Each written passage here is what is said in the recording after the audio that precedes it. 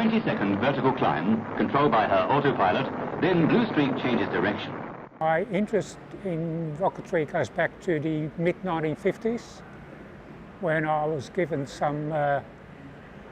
basically some material from a friend of my father's. His son had been collecting stuff since end of World War II.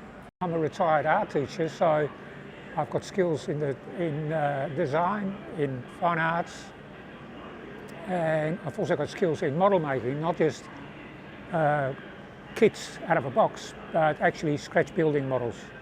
When I first came in, I saw the rockets sitting in the corner over there, hiding behind the F-111, and I thought they should be moved to a more prominent spot. And it took a lot of persuading, but I managed to persuade enough people for us to actually get a grant from the History Trust to redevelop the whole Woomera rocket display. Climbing to around 50 miles high before her fuel is done, then to a height of over 100 miles by her own momentum. Woomera was the second busiest spaceport in the world in the 1960s, after Cape Canaveral, even busier than the Russians. A Canberra bomber moves out to takeoff.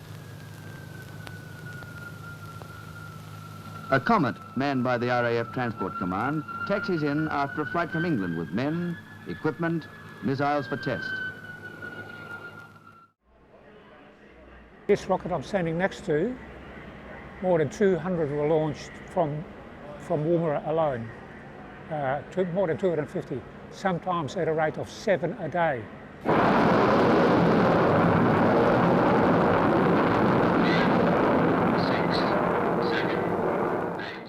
When I first launched it, it was a very slow burning solid fuel, which meant that at takeoff these fins were useless. At the range head, one of the biggest launches is for the rocket Skylark, being prepared for firing in a test shop.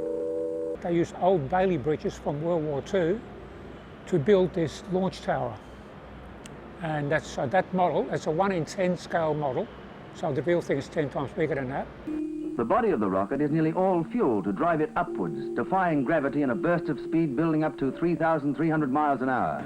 By the time it reached the top of the tower, it had reached enough speed for these fins to actually work. Would you please complete ground check and report ready for action, please? Victor 8? Victor 8, ready. Clear launcher, ready for firing.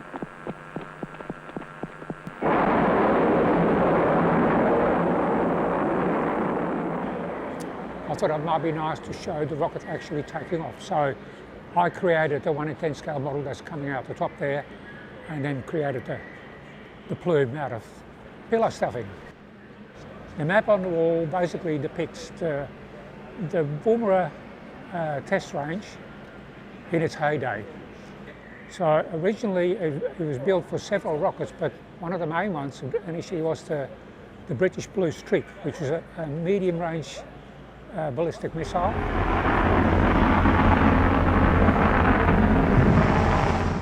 Meant to be nuclear armed.